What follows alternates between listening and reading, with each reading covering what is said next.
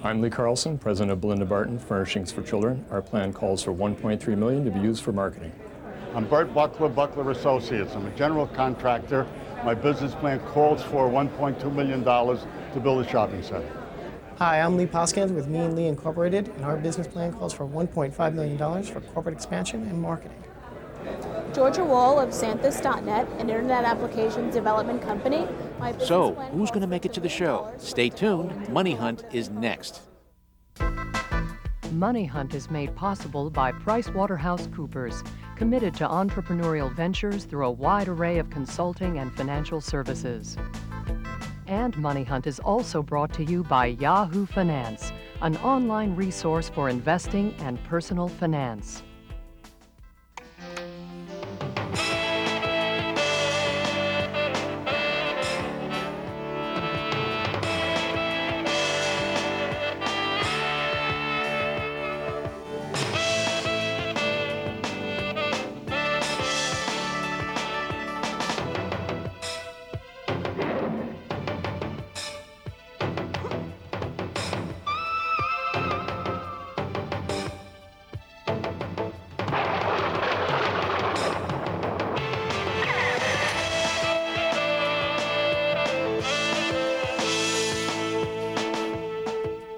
Welcome to Money Hunt. I'm Miles Spencer. If you're one of the millions of Americans growing a business or even dreaming about it, know this: you're going to have to sell. Sell your idea, sell your company, sell yourself. And that's where many American dreams meet a crossroads. Find out right now whether you have what it takes on Money Hunt. Hi, I'm Cliff Ennico. Entrepreneurs from all over America send us their business plans, and we pick some of the more exciting ones to be on this show. They try to impress us. We try not to be impressed. At the end, we select one of our guests to receive some free help and guidance from our Money Hunt mentor. And that would be Joe Murphy, president of JLM Couture, a bridal design company that first went public in 1987, but by 1992 was in bad shape. Joe came in, engineered a turnaround, has continued to build sales and profits, and now the stock has continued to rise. Joe is also our first Money Hunt entrepreneur to return and become a Money Hunt mentor. Welcome to Money Hunt, Joe. Thank you, Miles. Both of these companies we're going to see today cut fabrics, and so do you in the bridal design industry. What are you looking for from them? I think three things: creativity, experience, and then management depth. Great. Okay, our first guest is Lee Carlson, who's backstage with Money Hunt's Margot Lee. Margot? Lee, the entrepreneur's got a really tough life. When was your last vacation? I don't remember, so it was a long time ago, at least a couple of years. Wow. Now, did you do anything special to prepare for your presentation here today? Well, we work so hard that you don't have a lot of time to prepare, but I did do a little studying, and mainly it's the kind of thing that we've been doing just for a meeting with any investor. Then you're ready. Doors opening. Welcome to Money Hunt. Thank you. Lee Carlson is president of Belinda Barton, Inc. of Cutchogue, New York.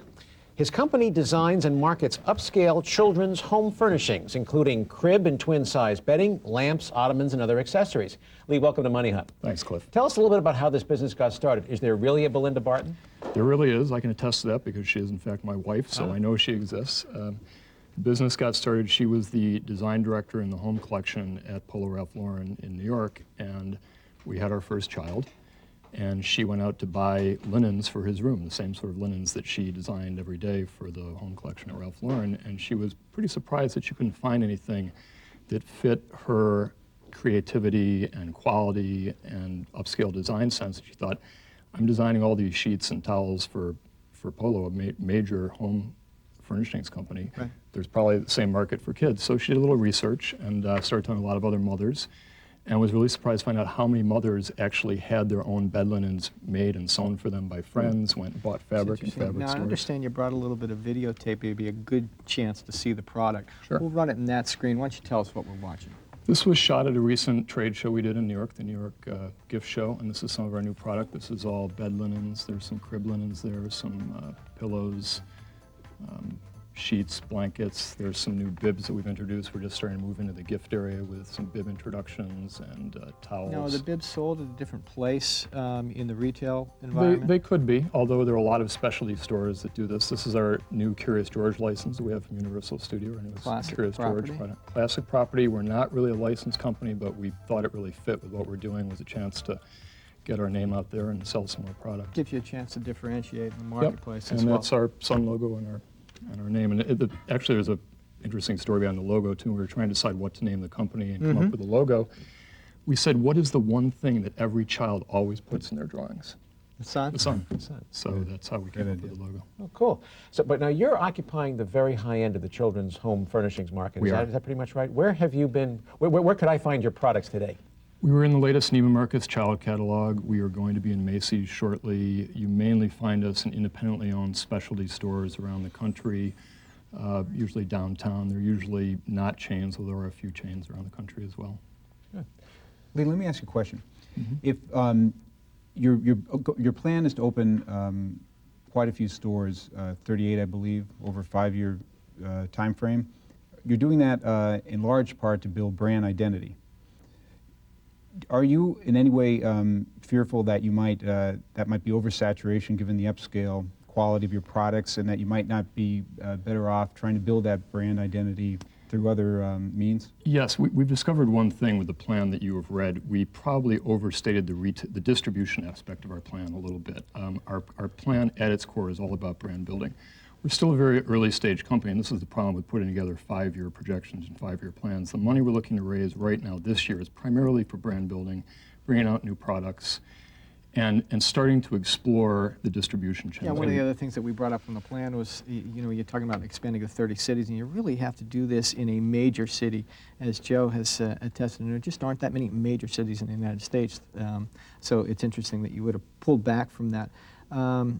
Let's talk about from the product and service standpoint. One of the licenses you mentioned, or the only license you have currently, is the Curious George. It's a 2-year term on that license, is that correct? It has 2 years left to run, yes. It has 2 years left to run, a relatively short period of time. Has that become a minus with investors, or have they reacted to that and saying, hey, do you have an extension option on that?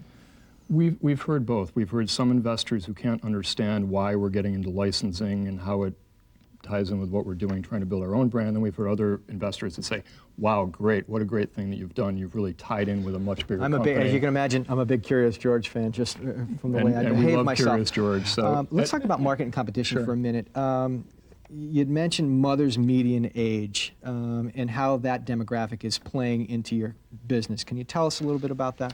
Sure. One of the things that we were really heartened by and surprised to find when we did our initial market research, you can just sort of see it. You know people that are having kids. There just seem to be a lot more kids around, especially older women having kids. But when we actually did the research and went to the U.S. Census Bureau, the demographic shift in this country of women's childbearing years has been dramatic, and that means that women are having children later in life. They usually have a higher income then. They're having fewer children, so they spend more on those children. They're usually higher educated women. Yeah, I mean, the demographics seem to be moving your way, Lee, but let's mix it up a little bit. You're planning to build a brand by getting into some new retail channels. Your plan talks about opening standalone stores, stores within stores at the various places where you're already being distributed. Why isn't this competing with your existing distribution chain? It very well may. We use the Ralph Lauren model not just because Belinda and another person that works with us worked there, but because it's been a very successful model. And we firmly believe that the consumer product companies are going to be successful right now, the millennium, I don't like that word so much, but anyway, this is the millennium, are the companies that are going to control their own distribution, whether through retail, catalog, or now internet. And so that mix of wholesale and some other direct-to-consumer distribution. Okay, that's good. Let's move on to management and money. Maybe we can come back to a market question later. Your business plan calls for some capital. Will you tell me about that? Sure. Our business plan calls for $1.3 million this year, which is primarily for brand building. Okay. Bringing out some new products, some working capital, adding some key people that we need. Let me go back up to the comment you made about the catalogs and how it applies also to store within the store and retail. Are the catalogs allowing you any branding to develop your brand, or are you just another offering, upscale albeit, within their catalog? And is that something that has prevented you from being able to build brand in that space? No, we insist on all the catalogs on getting our name mentioned in the catalog. The Curious George, people at beer companies still can't believe that we negotiated this with Universal, that we actually have our name on the product, co-branding. Lee, who else is occupying the space at the top end of this line, and how are you going to beat the holy garbage out of them? Well, it's interesting. There are a number of very small companies like us, and then we don't want to be really top end. The way I describe people is we don't want to be the kind of company that's a shopping bag that says Belinda Barton, Paris, Milan, New York, Rome. We want to be the kind of company that's found in upscale malls. Two words, outlet malls. Possibility? Possibility, yes. Great. Thank you so much for coming in. You can find out more about this guest on our website at www.moneyhunt.com. When we come back, our second guest. How can you turn your business plan into a real page turner? Have a great executive summary, no more than 2 pages tops. Here's where you state your mission and give an overview of your product or service, your market, and your niche. You should also give a quick reprise of your company history, the company's structure, and the management team. You'll also explain how much you're seeking to raise and how you plan to use the funds. By all means, make it snappy. Remember, too, there's no room for fiction here. Anything you assert in your summary must be backed up with facts later on. Welcome back. It's viewer mail time. Janet Benson watches us on KQED, San Francisco. I just left a big corporation to start my own business, and now that I've made some money, I want to set up some kind of investment plan. What are my options? Okay, Janet, depending on the kind of business you have and the amount of money you have, the options are Simplified Employee Pension, or SEP, IRA, KEO, or 401k. Point, if you have a 401k plan from your former employer that you want to roll over into your new business, check with your accountant first, because you may need to be a corporation to take full advantage of it. Our next guest is Lee Poskanzer. Margot? Lee, how long have you been working on this idea? I've been working on it for about 2 years now. Okay, and as an entrepreneur, where do you get your energy from? Just survival, just instinct. Okay, well, use your instincts now. The door's opening. Welcome to Money Hunt. Thank you. Lee Poskanzer is president and CEO of Cresskill, New Jersey-based Mean Lee Incorporated. Lee's company has created a line of children's apparel and accessories featuring removable, repositionable, and reusable stickers on brightly colored fabric. Lee, welcome to Money Hunt. I hate to say it, you don't look very mean. I'm not a mean guy at all. How did this company get started? The whole concept, actually the basic idea started about 10 years ago while I was drinking a bottled beverage, and I was peeling off the label off the bottle and putting it on my pants. And I thought, if I'm having a blast doing this, kids will love it. They'll just eat it up. Kids love stickers, that's for sure. Now, let's talk about for a minute the product itself. You actually use them on clothes. You have a little bit of video that you brought. Maybe we can roll that and you can talk over it so we can see how the product works. Well, this footage was taken at a test market in eastern end of Long Island. And as you can see, the children can take the stickers and put them on their products. Are those stickers magnetic? Are they vinyl? How does that work? No, it's actually an adhesive that can be removed and reused over and over and over again. That's the way it was designed. Now, it's both backpacks and the dresses, is that correct? We make jumpers, skirts, backpacks, and raincoats currently. But now the adhesive, can that be washed? We don't recommend that it be washed. We found that if it goes through the washing machine, if it's on the product, it'll stay on. It sure looks like the kids are having fun there, but I got a question. That material that they're wearing looks like plastic or poly? It's a polyurethane over polyester, and it's very, very soft. I was just going to say, isn't that awfully hot? Not at all. Actually, we've designed the product so that there's always open air going through the skirts or the jumpers, and the raincoats have grommets in the critical areas, and it allows the child's body to breathe. It's also a very soft material, so it will flex with the child. Lee, these look like really fun products for kids, but they look like they're novelty products to a large extent. Is that true? And if it's so, how often do you have to retool and change your product line to make sure that the kids don't lose interest, or that you're ready for a next generation of buyers? Well, what we've done is we've targeted the 3 to 6 year old. In that area, there's not a lot of looking up to older children for peer pressure, so we constantly have a replenishment of a population that's looking for this product. They'll always be enticed to play with our product. There's one particular sticker company that both Joe and I are familiar with, Lisa Frank. They have tremendous stickers for young girls in exactly that age range, ponies with beautiful colors. Are you considering licensing properties like that, or would you look to develop your own sticker properties yourself? We'd love to license out both the technology and license in the different characters. Ideally, we have a red skirt that would be wonderful with, let's say, some of the Disney characters or Warner Brothers characters. Lee, following up, is this a gender-specific thing? Do you find that girls are attracted to this more than boys, or vice versa? Well, especially with the jumpers and the skirts, girls are a little more attracted to them. With the backpacks, the raincoats, it's really both genders. Parents are buying it for boys and girls. Let's talk about that new product and the tooling that Joe was talking about. Because of the fabric or material that you use, is it difficult to work with, and are there specific designs that you're forced into using because of the properties in that fabric? We've been able to work with our producer to develop new products that have structured details, such as a lunchbox that we're coming out with, or a little party purse that will have a stronger structure, even though the material is very soft. So we're able to overcome a lot of the obstacles that are traditional with this type of fabric. Lee, are there safety issues involved with these fabrics, these plastic fabrics? No, every one of our products has been safety tested by an independent laboratory and meets government standards for skin irritation, flammability, also the Children's Toy Protection Act. Critical question, if you had to bet, is it apparel, is it a toy, or is it an activity? It's, we go with all three. We found in our testing that parents look at it as all three. Some expect to find it in a toy area, some expect to find it in an apparel area. Well, that's exactly the question that I had, but now in a different way. Who's the buyer? Not the end buyer, but at retail, the retail buyer, the clothing buyer, the toys buyer, the sticker, the stationery, the promotions. Aren't you spreading yourself a little thin there? We actually found that we have that same confusion. And what we've done is targeted all the buyers at particular companies and tried to coordinate which area would purchase it. In some areas, it's been the apparel buyer. In other areas, it's been the toy buyer. And in one case, it's the housewares buyer. Well, how about answering it this way? In the planogram of your dreams, in other words, when you're looking at your product at retail, what other types of products are around it?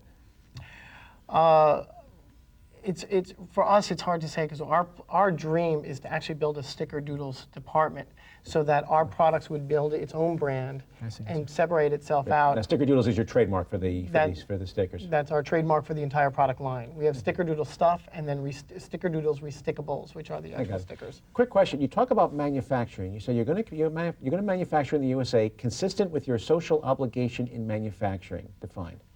We certainly go in and do surprise inspections on our manufacturers to make sure, obviously, wages are met and are standard. Good, clean facilities that people are working in, especially as we find that we're going overseas more. I was going to say, since you're pitching to a mass market, don't you almost have to manufacture overseas? Actually, some of our products have to be produced overseas, and in others, it's actually cheaper to produce here domestically. Yeah, Lee, let's move on to the management and money section. Your plan calls for some capital. Tell me about that. Our plan calls for $1.5 million to spur on the growth of the company, develop new products, to develop new products, build the brand, start building in-store merchandising displays so that retailers can build end caps. Merchandising displays extremely expensive. We understand that, but we also have a lot of energy and enthusiasm because this is a whole new product. It is novelty, as you mentioned. And it does have a lot of repetition buying as continuity. Consumers come back and buy restickables. What kind of patents, Lee, do you have on the machinery or the technology? That, I can't disclose that at this time. Isn't this something, though, that, I mean, it made a lot of sense to us when we saw the video, but as a practical matter, Lee, isn't this something that has to be demonstrated before people will wake up to it? Absolutely, absolutely. We find that we have to show and display the product, how it works. And we do that through mannequins for our smaller stores and specialty stores. And a number of the larger retailers that have come aboard recently are building end caps, and we're providing them with pictures on a process. So you're focusing on in-stores, point-of-purchise displays for the market. Is there any collectibles type of play here in terms of the kids are trading them back and forth to each other? Is there any community that can be built through the web where kids can actually say, hey, I want this particular sticker doodle or that particular sticker doodle? You know, I'm thinking in the back of my mind, dolls and other collectibles that kids go after. We've known that children like to collect the stickers, and they'll hold on to them, and they will trade them. Actually, in the test market that we showed the videotape to, one child ran around and was a mail person and delivered stickers to everybody else. We will eventually, hopefully, develop a website that children can trade and go back and forth and build a mean Last question before we wrap up. From the management and money side, right now in your plan, it was just yourself and one other person, is that correct? Yes. In the company. Tell me about your plans to expand. It seems as if you're able to handle that right now, but I would bet you have some additions planned there. Oh, absolutely. We need to get on a good, strong sales manager and vice president to handle the diverse account base that we'll have. That's a good first hire. Lee, thanks for coming in. We're going to take a short break and come back with our analysis section where our mentor picks one entrepreneur to help. In 1954, a carpenter named Ola Christiansen was watching children play with building blocks. He reasoned that if the pieces were smaller and had edges or indentations, they would enable kids to design more interesting kinds of buildings, vehicles, and figures. He developed interlocking little pieces and called them Lego, a combination of Danish words for play well. In 20 years, Christiansen built a $50 million a year business. Ola Kirk Christiansen, Lego. What a great idea. Welcome back to Money Hunt. Before we bring this to a close and our mentor picks a winner, let's flesh these plans out. Lee Carlson, Belinda Barton. Building a retail presence, very, very expensive, but he did scale back from that. It was a little bit of a change from his plan. Management, great pedigree, extremely well. Another one that I always like with companies, rising tide carries all boats. Mother's median age increasing, less kids spending more on them, better educated, they're going to buy her products. Yeah, demographically, he's dead on. The market's moving his way, like the strong management. His trick is to build his brand without alienating his existing distribution channel, because right now that's where his revenue is coming from. I'd also like to see him do a couple of more license deals, because one monkey don't stop, no show. Joe. Yeah, well, I think that I think launching a business like this is sort of like the Normandy invasion. You know, you have to have everything in place to be successful with the kind of plan that he has. I think that if the key will be to keep the creative design person, which is Belinda, right, focused on that part of the business, the creativity and the promotion, and being the spokesperson, if they're going to build brand identity in an effective way. That's true from the creativity standpoint, but there's no branding around the spokesperson, really, is there, in this particular? No.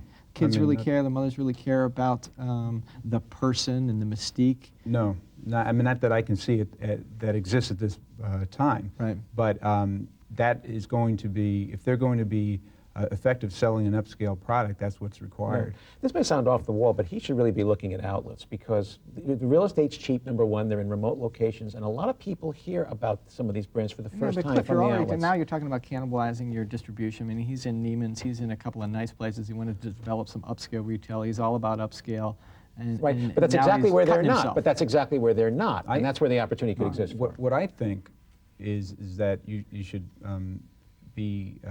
keep the distribution at the upscale retail outlets like a Neiman's and other places, right, and build a brand identity, you know, through promotional methods, and not be so quick to jump in and compete against your existing distribution channels. Let's move on to Lee Poskanzer from Meanly.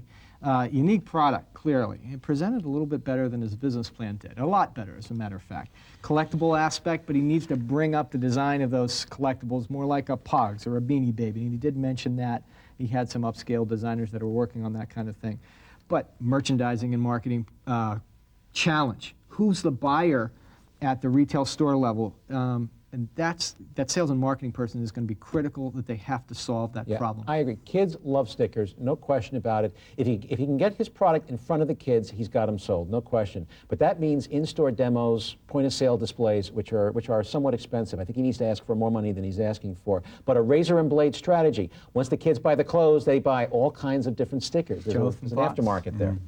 Well, I think it's a very cute product. I think that the market is very narrow, 3 to 6 year olds, right, and I just feel that I think there has to be something a little more exciting brought to it to capture a mass market Is audience. that exciting from a collectible standpoint? Does it need a buzz around it? I mean, there is something trendy about this, and you wonder kind of if it's going to be a flash in the pan. Joe, what's your thought on that? I think trending about how they're displayed and mounted Right. and carried. Not so much they don't look like trendy stickers themselves. Right. But there is a trendy aspect to Once that. they catch on, they could be good. The question is whether they will. Cliff, which did you like? I like Lee Poskanzer. You did. Well, you know, for someone who still has his Superman sheets, I did recognize that I'm a Curious George guy. had some very neat ones. But we got to ask Joe, who is he going to help? Well, I think although Meanly was very interesting business and fun business, I think that I would be more qualified to help Belinda. Great. Thanks a lot. Let's go backstage to Margot Lee. Meanwhile, you've got some sales and marketing challenges. Is the new hire going to help out with that? We hope so. Get the product in front of the right buyer, in front of the right people, and get it in the right retail of the store. Okay, Lee, congratulations. Thank you Great very much. presentation. Here's a Great. business card. Let us know how it turns out. Super. Miles? Hey, we try to make Money Hunt worthwhile for all entrepreneurs, and that includes the big contribution we get from our mentor, Joe Murphy. Joe, thanks for coming in. We want to ask you one last question before you go. What makes a great entrepreneur in your space?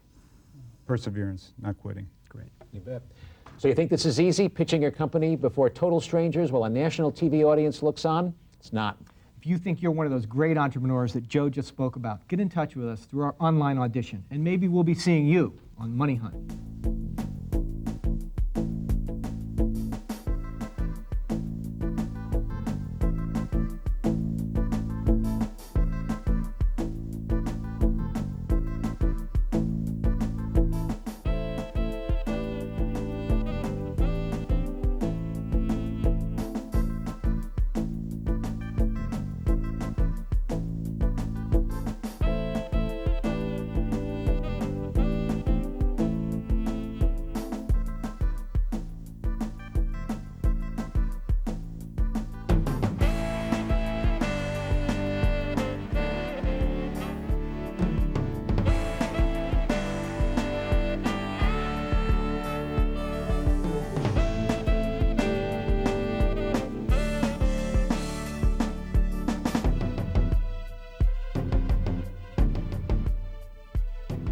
Money Hunt is made possible by PricewaterhouseCoopers, committed to entrepreneurial ventures through a wide array of consulting and financial services. And Money Hunt is also brought to you by Yahoo Finance, an online resource for investing and personal finance.